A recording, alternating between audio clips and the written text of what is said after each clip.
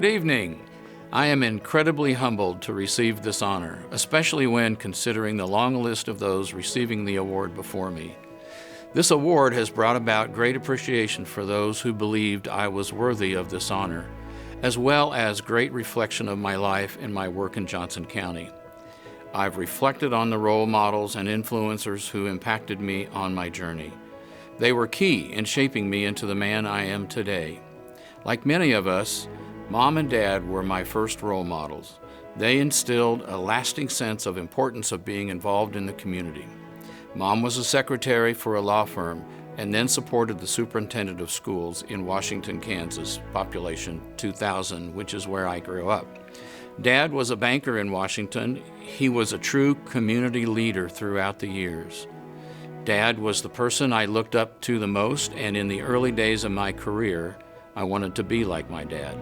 So I graduated with a finance degree at Kansas State University to be a banker. That desire was the source of another role model who shaped my character. It was my boss when I was a bank teller. He was the owner of the bank.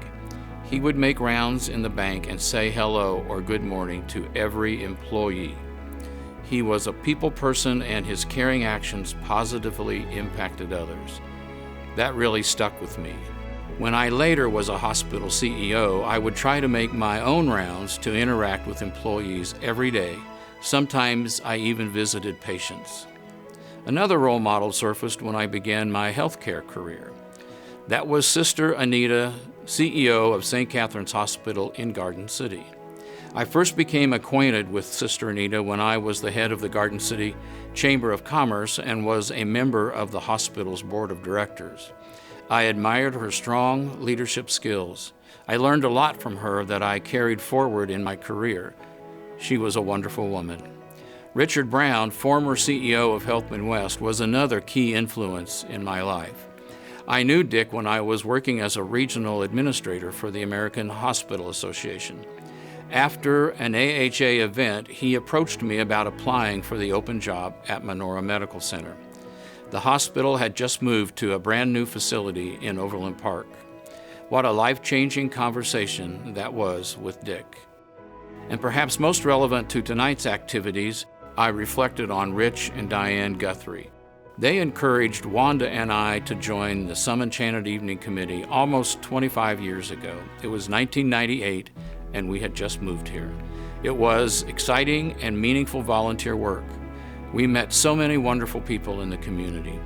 That experience started a long list of other fulfilling community fundraising committees we were a part of or even chaired. Of course, as I've reflected on these meaningful role models and influencers in my life, there is one who stands out head and shoulders above the rest: my beautiful wife, Wanda. She has been the love of my life for more than 51 years. We both were blessed with wonderful parents. We hope they are looking down on us and beaming with pride. We are blessed to have an amazing family: Jeff and Sherry, Jared and Amanda, and our two grandsons, Miles and Reed. We are blessed with wonderful friendships across Kansas, from Garden City, Kansas to Overland Park, many of whom are here tonight. This reflection of my life and key relationships helped me realize that I never sought a new job while working in another. I was always approached by someone who saw potential in me in a new role. Many of my community volunteer roles came about through this encouragement from others. I would like to think it was my compassion for others, my community involvement, and my business acumen that helped people find me. The roles I have played over the years and my relationships with people contributed to an overall career in what I would call community development. That is because I was aware from an early age how banks, schools, chambers of commerce, and healthcare facilities, who are supported by compassionate employees, all contribute to the success of a community. And in turn, I've tried to pay it forward and find others with this community development quality. I have tried to be a role model, influencer, and encouraging voice to our next generation of community leaders, as were so many for me. In closing, I would like to say, one of the most meaningful community experiences has been our involvement with the community college. In the past nearly 25 years that Wanda and I have been associated with JCCC and its foundation, the college has emerged year after year with increased connections that positively impacted our students. When I served as JCCC Foundation President in 2011 and 2012, the JCCC Foundation's endowment was more than $17 million. Today, the endowment is closing in on $50 million.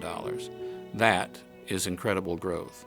It is community development at its core and should make us all proud. Our community college is a tremendous asset to our community.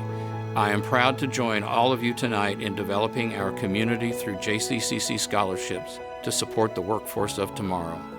Thank you again for this tremendous honor. Wanda and I look forward to celebrating with you tonight and at many other events that support our community.